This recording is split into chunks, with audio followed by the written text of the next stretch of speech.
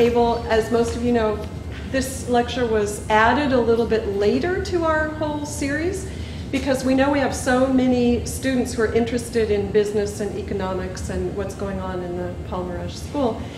And on our original list, we'd been unable to get a professor from the School of Business to speak with us. So we're trying to have as broad a range as possible in this series so you get an idea of what's going on all over the university. And I feel really fortunate that we were able to have Professor Pechman come and speak to us. So I'm going to read you a little bit from her brief bio. And as I've said before, you know, when I go on our faculty profile system and I see brief bio and then the thing is 2 pages long, it's I get more and more impressed. So Connie has received nearly $1.5 million in grants to study anti-smoking advertising and adolescence. She assists the White House Office of National Drug Control Policy in overseeing a federally funded, multi-year, billion-dollar anti-drug advertising campaign. So, I don't know, how many of you have ever seen anti-smoking advertisements? There you go. They're a target. There's a connection here. She conducts controlled experiments to study the effects of advertising on consumers, focusing on if and how the federal government should regulate controversial advertising forms. Currently, she is studying the effectiveness of various anti-smoking and anti-drug advertising tactics. So I'm not sure what she's going to tell us today, but I'm looking forward to hearing it. And be very careful here. Not to You've fall off never the taught stage. in this room. This is quite a precedent. Thank you so much for coming. You're welcome. Thank you. So my name is Connie Pechman. I'm from the Paul Merage School, and I'm going to be talking about 4 different research projects that I've done to just give you an overview of what I've done for like the last, 15 years of my life with that $1.5 million that I got from the state to study this. If you're really interested and you want to hear more about my work, I have a website, www.antismokingads.org, and I have all my papers posted there. Or you can email me. So in the business school, most of the professors do research to help companies make better management decisions. But there are some of us who work to help the government make better policies. So my whole goal is to help the government, who may not be experts at all in marketing, to understand marketing so that they can better regulate marketing. So I work with the FDA, I work with the FTC, and those kinds of groups to make sure that the marketing that you see is fair and it's not deceptive. And in this particular case, I'm dealing with making sure that young kids don't see a lot of cigarette marketing that persuades them underage to smoke, because you're not even legally able to smoke when you're an adolescent, right? Do you know what age you're allowed to smoke? 18, right. So is it legal to market to people under 18 with cigarettes? No. Does it happen? Yes. Okay, so that's what we're talking about.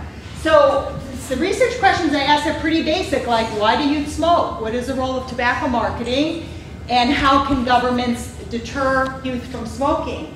And I'm actually one of the first people to ask these questions, because it turns out that most of the prominent marketing professors were actually paid off by tobacco companies not to do this research. They hired them as consultants, and they said, you know, we're going to have you on our payroll in case we ever need you.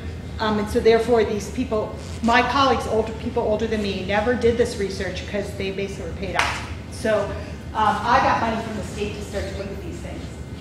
And smoking's a huge issue, huge problem health-wise. You probably know, but I think you see much less of it in California. So how many people do you think smoke? What's the percentage of adults that smoke in California? Yeah, 15, 16%. What about in the US? How much? Yeah, 20, low 20s, okay?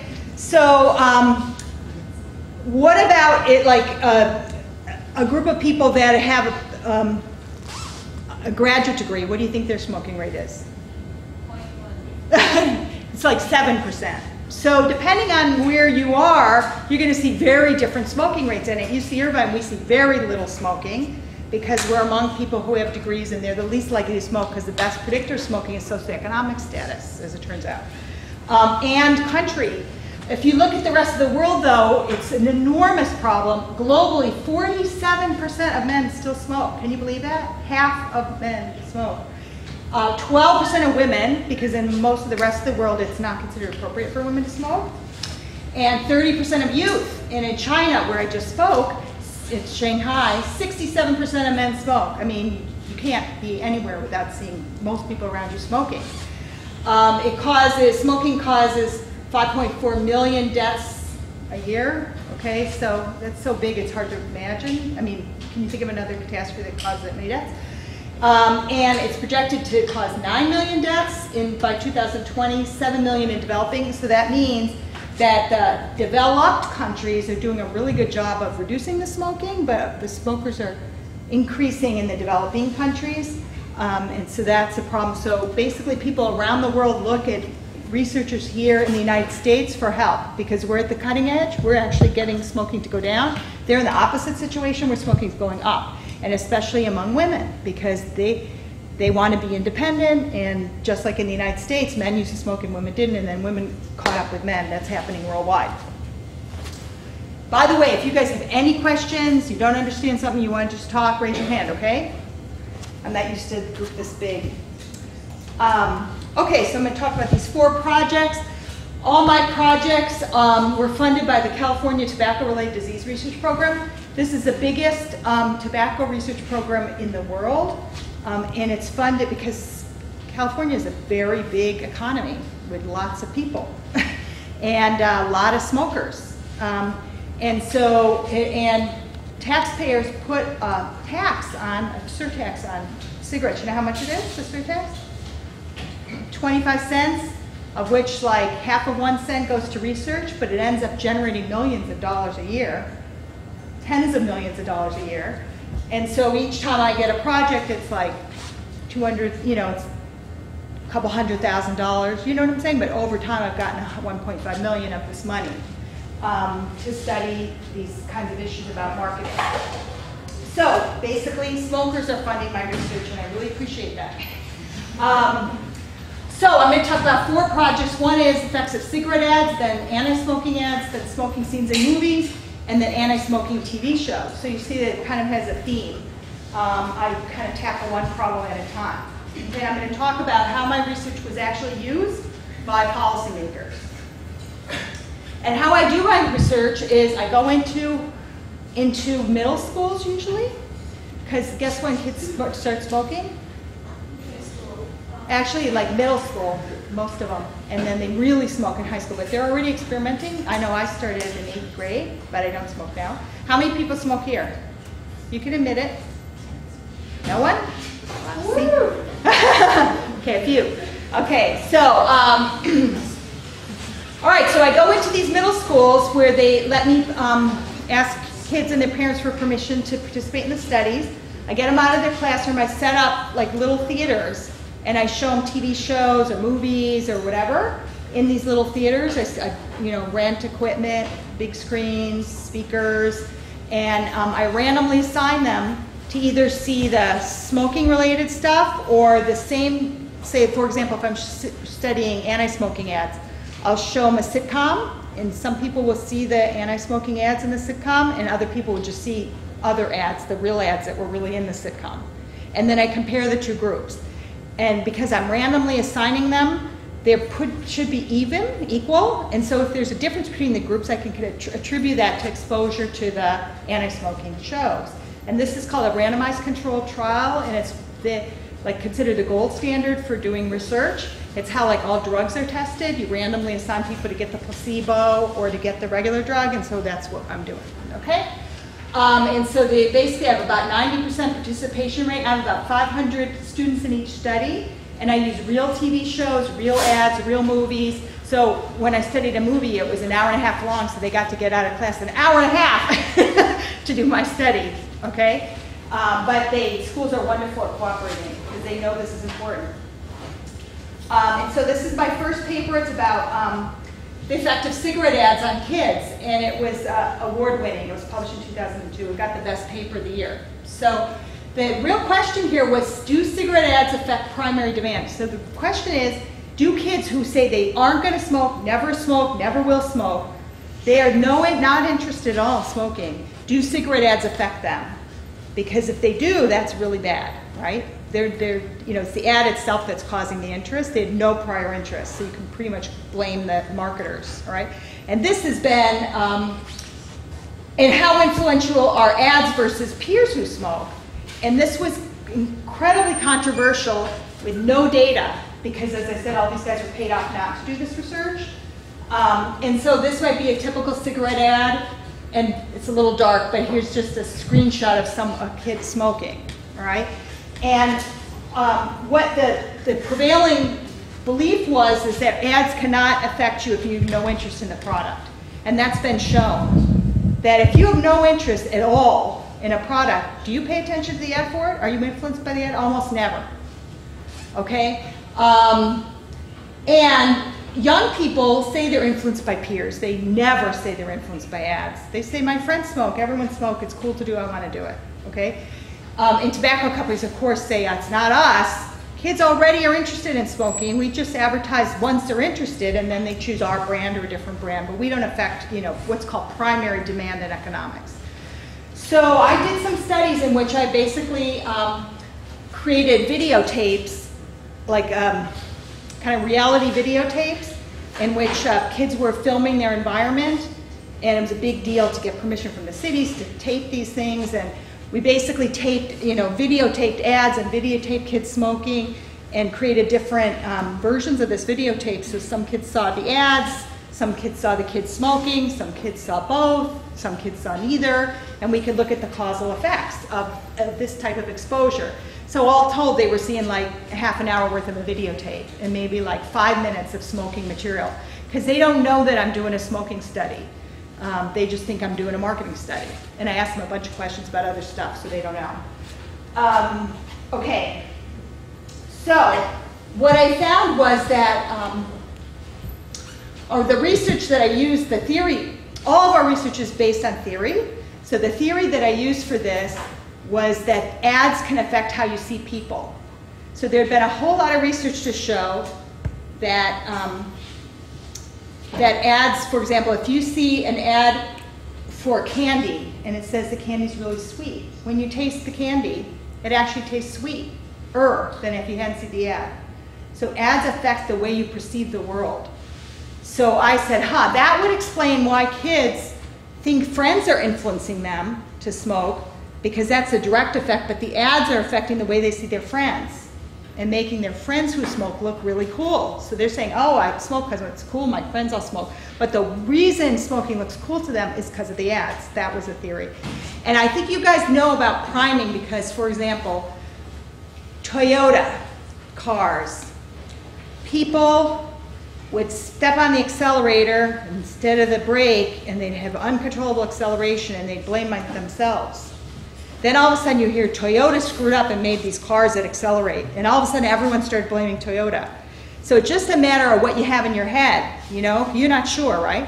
So once everyone thought it was Toyota, then everyone blamed Toyota, and most people were wrong. It really wasn't Toyota, as it turns out. So that's a prime. If you plant something in people's head and it distorts the way they view the world. And it's a very strong effect, this priming stuff. So basically I found that that's what was happening. So through my research I found that cigarette ads make the show models who look cool. And so then you get the kind of in the back of your mind, you think, oh, smokers are cool. And then when you see people who smoke, they really look cool. I remember all my friends looked cool when I was smoking. You know what I'm saying? The friends who smoke, I don't think they were objectively cool, but because they smoked, they look cool to me. And they look cool because the ads made them look cool, in part. So then, of course, you smoke because you want to look cool. You know what I'm saying? So basically, the thing is, kids do not realize that their perceptions are distorted by ads. Just like the Toyota people had no idea, did I step on, I don't know what caused the acceleration. I used to think it was me, but now I think it's Toyota. We don't know, So basically what this research showed is that there was this priming effect. And so there was a huge increase in interest in smoking among these kids who had never smoked, said they had no interest in smoking, said they would never smoke. But if they saw a bunch of really cool cigarette ads, and then they saw people smoking, the combination of the two, so it was a two-step process, the ads and the peers together, neither one alone, but the two together caused this effect. So this was the first study, this remember won an award, because it's the first study that actually showed a causal effect of cigarette ads on these really young kids who were non-smokers. And then it became a prime piece of evidence for the government. Because I don't know if you know, but the US government had a huge case against tobacco companies for deceptive advertising. And who won the case? The government, right. The government won the case. And so they had to pay a lot of money and who knows. Actually, the government didn't win many penalties, but basically got to say tobacco companies are bad, you gotta stop doing this, although they didn't get much in the way of penalties from the companies. So, and my research was one of the main pieces of research they used to say these ads are affecting little kids who otherwise would not smoke. And this is how it's working, and here's the evidence for it. Okay, so that's the first study, and then I said, I really want to study some other things beyond this, so I decided I'd study anti-smoking ads and see what we could do to prevent this effect. And now anti-smoking ads, you said you all saw them, correct? You've seen a lot of anti-smoking ads? There's a whole variety of anti-smoking ads. So, you can talk about death and disfigurement. You've seen those kinds of ads, right? People in graves and deathbeds and stuff like that. Or you could suggest that big tobacco, the truth ads, big tobacco is a new evil empire, that these guys are manipulating you and you gotta watch out for them. They're evil people, evil executives. You've seen those ads, right? Or smoking, not smoking is cooler than smoking, so kind of a social message. And this is from the Washington Post. If you think the answer is obvious, you haven't seen the distinctly different approaches taken up by anti-smoking ad campaigns. So you probably know the attorneys general negotiated a settlement with, on their own with tobacco companies. Got a huge amount of money from them. Do you know this? About 10 years ago? Well before the government, federal government's case. And so everyone got this money and they were all supposed to spend it on anti-smoking ads. So all the different states, I would say about 50% didn't do anything, but about 50% of the states tried to run anti-smoking ads, and each state came up with their own approach. So what did I do? I got examples of all their ads.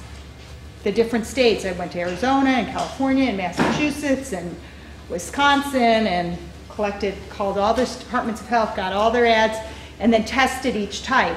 Because everyone wanted to know, do these all work? Do some of these work? Do some work better than others? No one had done any research on it. Do you have any idea what would work? So, and no one had done any research on kids, so they weren't sure. Okay, so this is one of, these pictures aren't coming out so great, but this is a guy that's lying with a tube through his mouth in a hospital bed, so that's a death one. This one is about tobacco companies. It says women are making the rush to rich flavor, and then really they're trying to say women are making us rich. And ads about smoking being uncool. And then ads, these are the main categories, and ads about smoking hurting other people. And the main thing is showing parents hurting their children. So you've seen where the parents are smoking and then the smoke comes out of the kid's mouth, they're coughing and that kind of stuff. Have you seen those? So these were the main types of ads. So I collected all these, stuck them in television shows, went into schools, randomly assigned people to see different ad types to see what worked. And lo and behold, some worked better than others. And some were no better than not seeing anything. So in other words, some were so bad that they were exactly the same as the group who saw no anti-smoking ads. Do you guys have any questions or comments? Do you want to guess which approach worked the best and why? Who's talking? Raise your hand. Hurting others. This one, hurting others. Anyone else? And why do you think the hurting others one would work? It makes it more personal. Yeah. You know what? You're exactly right. Maybe I described it in such a way that I was leaning towards that answer. Yes, this did work by far the best. Is this the only type of ad you see these days?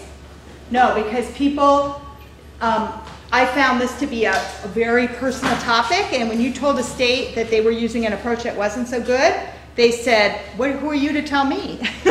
Who are you, Dr. Peshman? We think our ads are good, get away. So they didn't listen, actually, except the state of California tried to listen and ran a whole bunch more of these ads once they saw the research, because they actually funded the research, and I'm from California. So, but I didn't have a lot of input in other states because they already had a preference for a type of ad. What about the tobacco, the ones about attacking the tobacco industry? Would you think those would work? Yeah, why do you think they would work? You with the pen? Yeah.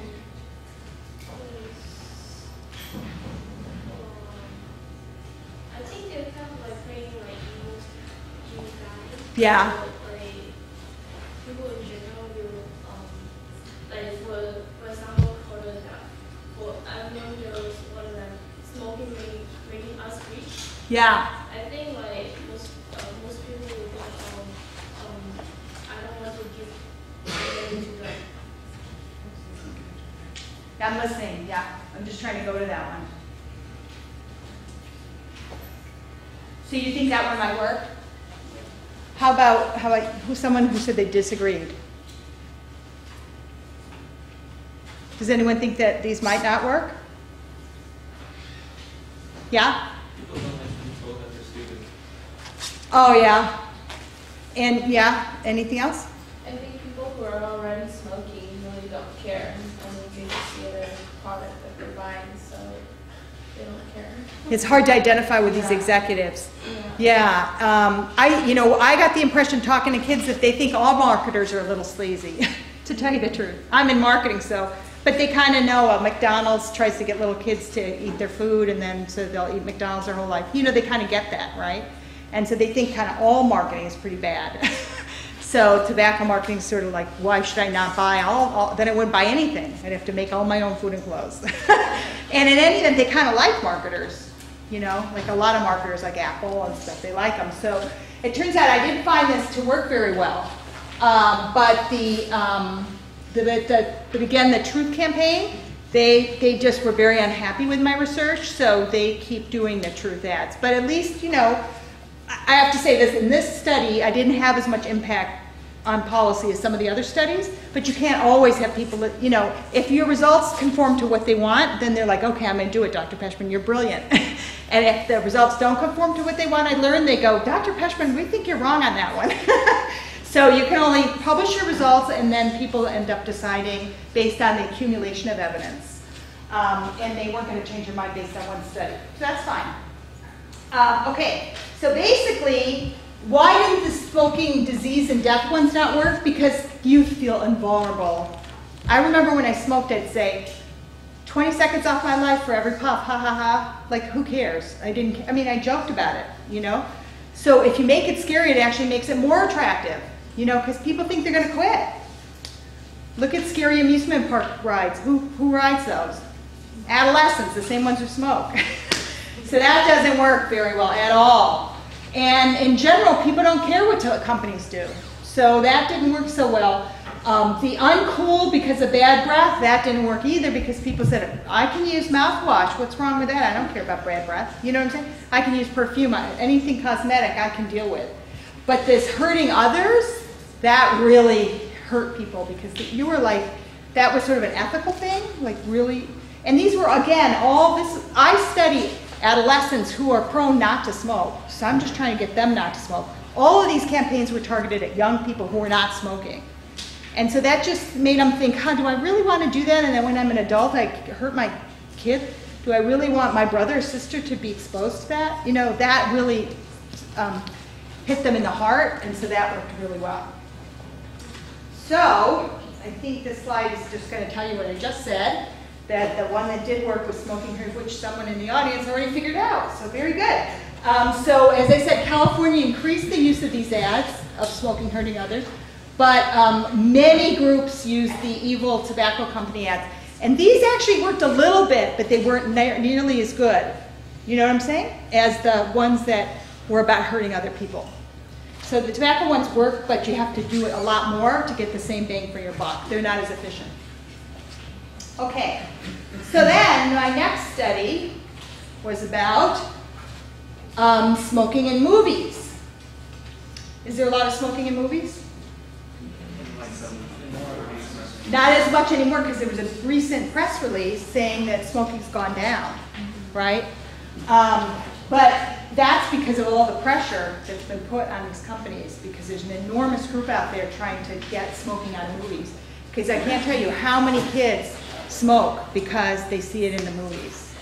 And I know myself, for example, I remember vividly seeing movies and then changing my behavior based on that movie. It's much, I mean, a movie's an hour and a half, an ad is 30 seconds. So what's going to affect you more, right? So, you know, there are numerous examples in my own life of how I shouldn't have been, but I was influenced by movies. So the issue here was, I was pretty certain that smoking in movies would encourage kids to smoke, because I'd already done the other study about cigarette ads, but I needed to have proof, because you cannot go to any court without and just say, well, it's obvious. You know what I'm saying? You have to have this randomized controlled trial, you have to have 500 kids, you have to have statistical evidence, you have to show power analysis. These are scientists, even the government, they need the science. So even if you think it's obvious, you still have to prove it to have an effect. So I was the first one who did this study and proved it. And this, I mean, this got, like, I was on TV, it was scary. I was on, you know, like the morning show and the evening show, and when this came out, because this was the very first study on smoking in movies. And the real thing I was trying to look at was, can an anti-smoking ad inoculate kids? So if you show a 30-second ad before a movie, can that offset the effect of the whole movie? And I wasn't sure. That I really had no idea, because 30 seconds versus an hour and a half. So the movie I actually used, because this was a while back when I did the study, was Reality Bites with Winona Ryder and Ethan Hawke, and it was before Winona Ryder went off the deep end and, you know, stole clothes and, you know, so basically it was her first bad girl role where she smoked with Ethan Hawke, and she chose Ethan Hawke over some Ben Stiller, who wasn't a smoker, and it was a I think it was a PG-13 movie, so it was definitely a teen movie. So basically they were like in high school or maybe just starting college. And so I used that movie. Like I said, kids who participated in the study got to go out of class and see Winona Ryder in Reality Bites. And so they either saw it in original form, or they saw it with an anti-smoking ad before it, or they saw a version of the movie with no smoking, because it turns out that you can get an editor to edit out the smoking and just fill in other material. And they do that all the time. If you see movies in like airlines, it'll say it's been edited for its content, and they might take out like pot use or, you know, whatever is offensive. So when I said to someone, can you edit out smoking for me for my research? She said, yeah, in 5 minutes. You know what I'm saying? They do it all the time. As they pointed out, every movie is edited. You know, every movie's edited. Editing is no big deal for us. So I made a version of the movie look perfect, except it had no smoking. And no one knew any differently. So it was perfect. I got to see what was the effect of the movie and then what was the effect of putting the anti-smoking ad. And my idea of putting the anti-smoking ad before, so here was Ethan Hawke and Winona, and this was the anti-smoking ad, which showed, it was really funny, and it was like a social comment. So basically, this was a guy in a gas mask in a bathroom where people were smoking, and he was saying how disgusting it was, and how his girlfriend started to smoke, and this is what she looks like now. And so it was kind of like a really funny, but very much an ad, like a social ad about how inappropriate it is to smoke and how uncool it is. So anyway, at the time there were no hurt people ads, so I had to use this one, because I did this actually before there were a lot of those hurt people ads that I know are even better than these. Okay, so did it work? Did the anti-smoking ad work? Remember this story I said about Toyota that everyone thought you know, initially when people were having problems with acceleration in the Toyota, they probably blamed it on themselves that they were hitting the accelerator instead of the brake. Then all of a sudden you heard Toyota was screwing, did something wrong, and then all of a sudden you blamed every single instant on Toyota. So basically just depends on your initial perception. So I said to myself, these are all kids who don't smoke and say they don't smoke. So if I could just remind them at the beginning of the movie that smoking's not a good thing and really create a negative impression, a really solid negative impression, it could protect them like an inoculation from flu. So that was my theory. And it turned out it worked. I couldn't believe it. When you watch kids and they saw the movie with smoking, they were like laughing and joking and saying, wow, when Winona Ryder was smoking. But when I showed them the anti-smoking ad before, their whole reaction to the movie changed. They went, ew! Like, you know what I'm saying? They go, oh, what's she doing that for?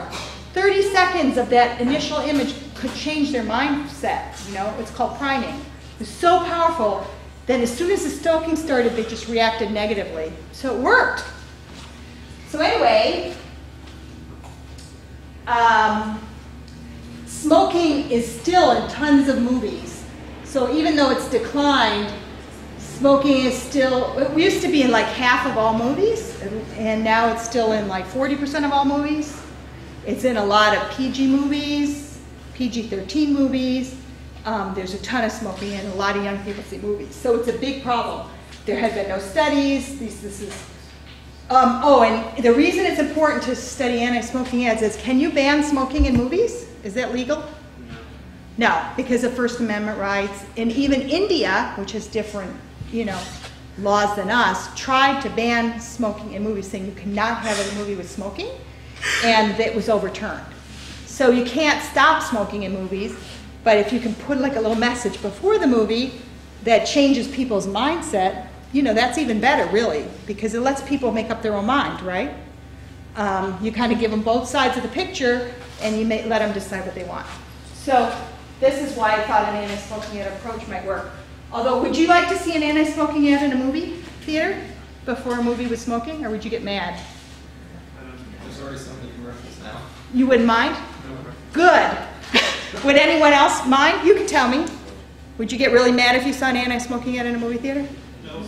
No, good. Because I remember being on a radio show talking about this study, and a whole bunch of people called in, this was in LA somewhere, saying, what is wrong with you, Dr. Peshman? There's too many ads in movie theaters already. That's a stupid idea. And I said, well, what is your solution then? Just let all these kids die? You know what I'm saying? Like, I mean, you can't ban smoking in movies, so what can you do? So anyway, I personally didn't think it was a very onerous recommendation. Has anything happened with this? Do you ever see an anti-smoking ad in a movie theater? Do you ever see an anti-smoking ad on a DVD of a movie? I'm going to tell you something. Have you seen it on a DVD of a movie? No? You have? Yeah. Okay. So I'm going to tell you what happened with this research in a minute. Okay, by the way, why is there so much smoking in movies? I talked to writers.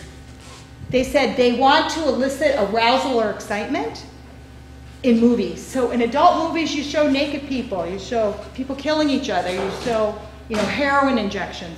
All of that gets a rise out of people. There's a bunch of really bad behavior in movies that you would never engage in, right? There's criminals, people jumping off roofs. Nothing like that occurs in real life, right? It's very extreme. Why do they do that? Because they want to arouse you. We like that. With PG movies, they can't show that. They can't show violence, they can't show nudity, they can't show drug use, they can show smoking. They're doing it on purpose to get kids aroused. But what it also does is it desensitizes kids. It makes them think smoking's acceptable. And so if you see, like, so basically it happens with everything. The first time you show a violent movie in a series, you might have 150 people die. The second time you have to have 100 people die. The third time you have to have 150 people die because people are desensitized. They think, that's okay, there's nothing edgy about that. You know, I've seen that before. So you got to be more extreme. So what it's creating is social acceptance. And so that's why smoking is in movies, and that's why it influences kids, because it looks, oh, Winona Ryder's smoking, maybe I should too, right? It's a social acceptance issue. So the anti-smoking ad, though, like I said, primes this negative attitude, so it protects you. This slide shows it works. if the kids who saw smoking, the intent to smoke went from 20% to 40%. And that is a huge effect. That said they were interested in smoking, doubled. And it went back to 20% if they saw the anti-smoking ads. So they were basically protected completely. So it was a really powerful thing. So what happened? Once this study came out, this had the most impact of all my research. The whole bunch of people, there were hearings in California where they brought up the movie executives and said, listen to Connie's research and Stan Glantz's research about how much smoking there is in movies. These are people in the state. This is our state industry. What are you doing? Stop it. You got to stop the smoking. They had this National Association of Attorneys Generals had meetings and called people in and yelled at them. The theater owners also demanded that there be less smoking in movies. So there was this huge normative influence to get this taken care of. There was an activist group formed that's very active. They email me every week. They have weekly conference calls trying to get this stopped. You may disagree, but they just think, to the extent we can get this down, we're going to save millions of lives ultimately. Because guess who sees our movies? The rest of the world sees our movies, not just us. Okay, then the National Association of Theater Owners actually did start running anti-smoking ads in movies, in theaters, for free during the month, the Quit Smoking Month, which is like February or something. So for a couple of years they did that. And then the biggest thing that happened was the California Department of Health Services, our California Department of Health Services, based on my research, which I'd done in the state, they got all the movie theaters about a year ago to put anti-smoking ads on the DVDs of youth-oriented movies that had smoking. So every youth-oriented movie, like Reality Bites, that's on DVD, now has an anti-smoking ad before it. And Schwarzenegger announced it. He was very much in favor. So that's a pretty major, it's not in theaters, but at least it's on the DVD. Whether people see it on the DVDs, I don't know. But even if you fast forward, you can kind of see it, right? So I think that's a pretty major accomplishment for research, because I have to tell you, most research goes nowhere. It has no impact on anything. And the movie, here's another thing. The movie industry, after all this pressure, agreed movies with lots of smoking should be rated R. So they actually agreed to that. So if there's a lot of smoking in a movie, it makes it an R rating. See, because remember, the whole reason they were using smoking is they couldn't use other R-rated material, right?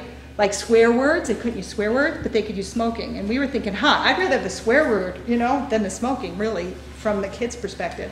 And so they agreed that, that smoking is as bad as a swear word, and therefore it should be R. So whether it's still voluntary, so whether they actually do this is a different story. But there was a lot of smoking in kids' cartoons and stuff, right? And hopefully that'll go away, because that's kind of scary. A 4-year-old seeing smoking, Okay. And remember, I did smoke for a while. So and I've had PhD students. In fact, one of my students who published with me still smokes. I saw him.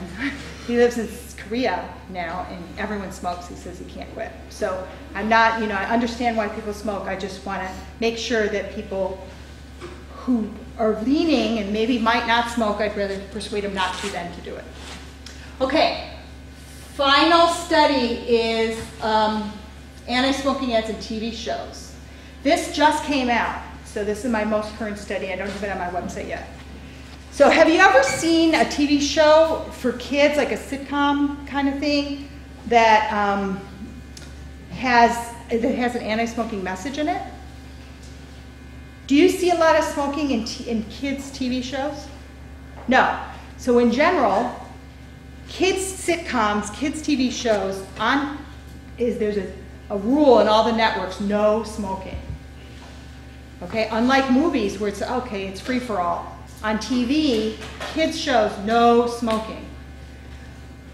But then anti-smoking advocates said, anti-smoking activists said, but that'd be a good way to educate kids, to have a show that was anti-smoking. But the network said no, because we have a rule, no smoking. So we can't have a show that's about smoking that's anti-smoking, because we don't allow any smoking on TV. So I said, let's do this study and see if this might work, because they were very resistant. And there was a show that had been made and had aired only once, and it was on the TV show Clueless. Do you know Clueless? It was still running on, at the time I did this. Let me tell you, when you do a study, it takes a couple years to do the study. You analyze the data, then you write up the paper. Then after it's accepted in the journal, it takes 3 years to get published. So this study was completely done 3 years before it was published, right? So these are, you think, why is she using Clueless? That's an old show. Wow, because I did this study 10 years ago. Do you know what I'm saying? So you have to understand academics very slow, the publication. I guess they have a big backlog. Anyway, so there was a show on Clueless, only played once, none of my kids had seen it, in which they tried to create an anti-smoking episode where the girl, you know Clueless, the movie, right? There's a girl in high school and she's beautiful, and some guy comes from France and he's a model and he's from France, so he smokes.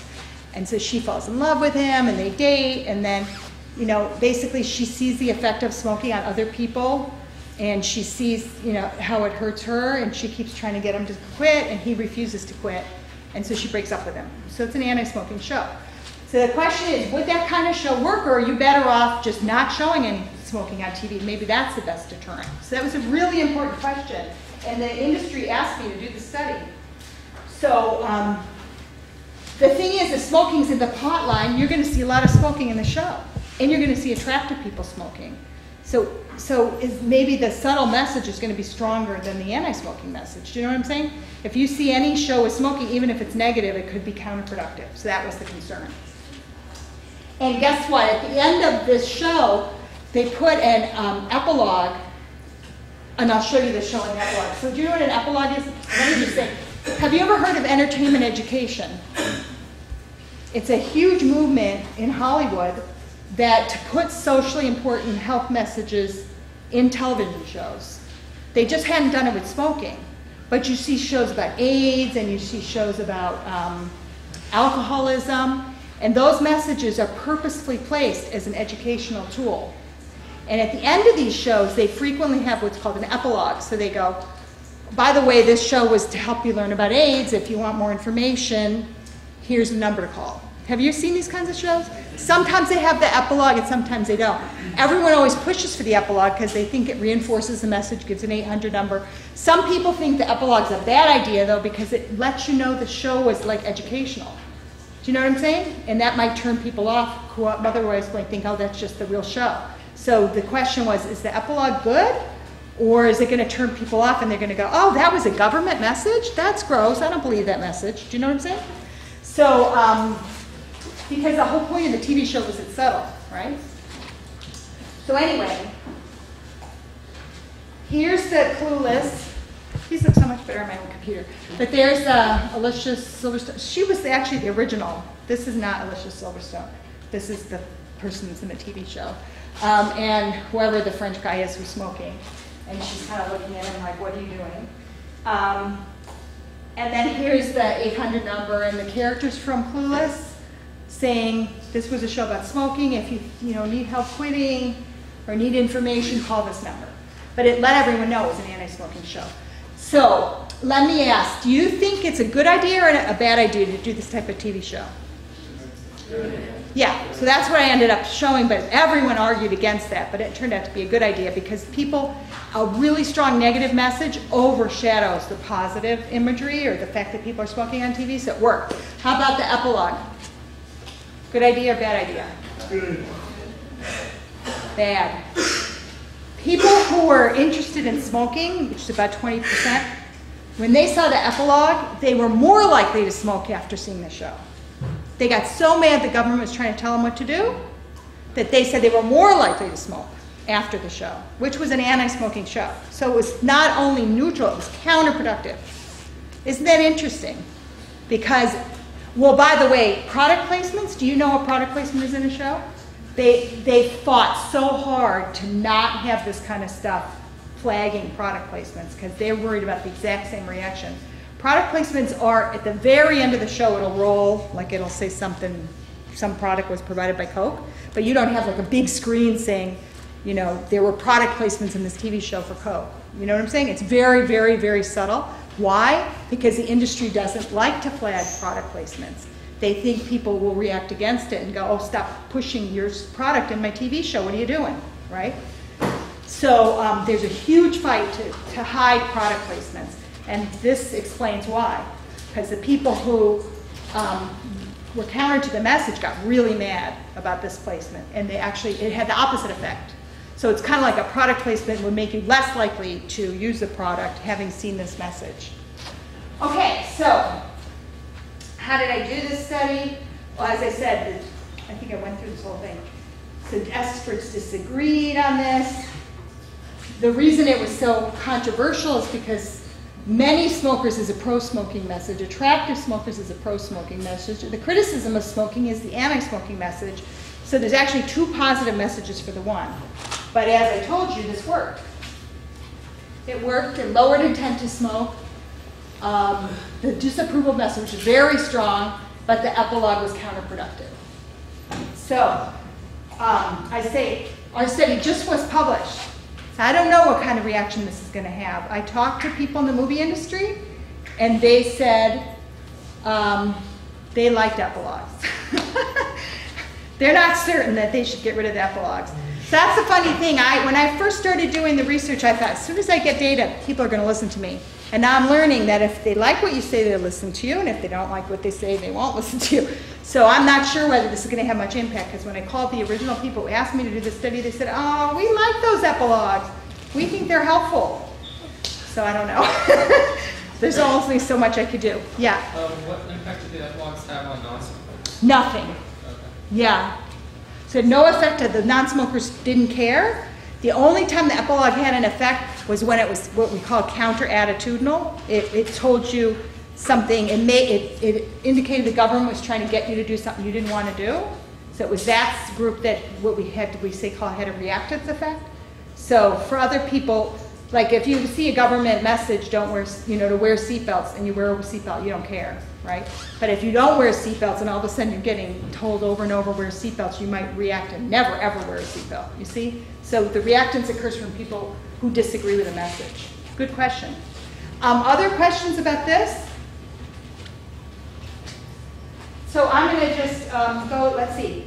So overall, my conclusion is that youth, you may know this, but anyway, the government doesn't necessarily, because the government still focuses on health messages, because most government campaigns are run by doctors and people with a health background, and they keep focusing on the fact that if you're trying to reach youth, they don't care about health, they care about social, so you have to give them social messages.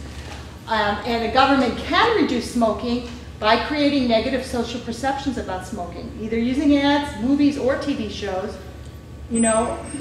All of this will work, so the government can reduce smoking if they focus on the social dimensions when they're dealing with adolescents. With adults, they care about health messages because they're actually real. If you're 50 and your doctor tells you might have a heart attack from smoking, you're going to stop, most likely. But young people are not going to listen to that. So overall, my final conclusions about management, if you notice, every one of my studies, I talked to people in the community, I talked to the government, I talked to the movie industry. I talked to advertisers, I said, what are your questions? And then I tried to answer their questions. Now, they didn't always like my answers, but at least I asked questions that they cared about. So when you do research, or if you ever do research, we as a campus, I think, try very, very hard to do research that addresses real needs. And I think it matters because I think researchers can provide crucial answers to important questions. See, the kind of research I do is independent, so I could publish it, and there's no one paying me to get a certain answer, so it's an objective project. Most projects are funded, like ad testing is funded by the people who created the ads, so guess what? It says the ads work. Do you see what I'm saying? Most research is biased, actually. And independent researchers are very rare, and the only ones that exist are in universities, pretty much. So I hope you guys will support research and don't get upset when your professors do research, because it's important. We're the only people out there. And the US is pretty much the only university system that supports this type of research. And I'm not taking money from you, I'm taking money from smokers to do this research. So I hope you support research, and while you're here, try to get involved in research projects, because I work with a lot of students. Who helped me in all those schools at 7 o'clock in the morning? Undergraduates. They were all out there helping me collect the data. So if you have any questions, here's my email address, here's my website, my name, and feel free to contact me. And we have a few minutes, Still? So does anyone have any questions, comments, suggestions for future research? You do? I have one question. Yes. Going back to the ads that show the evil corporate empire. Yes. Why, when your research showed that they didn't work, why do you think people were still attached to them?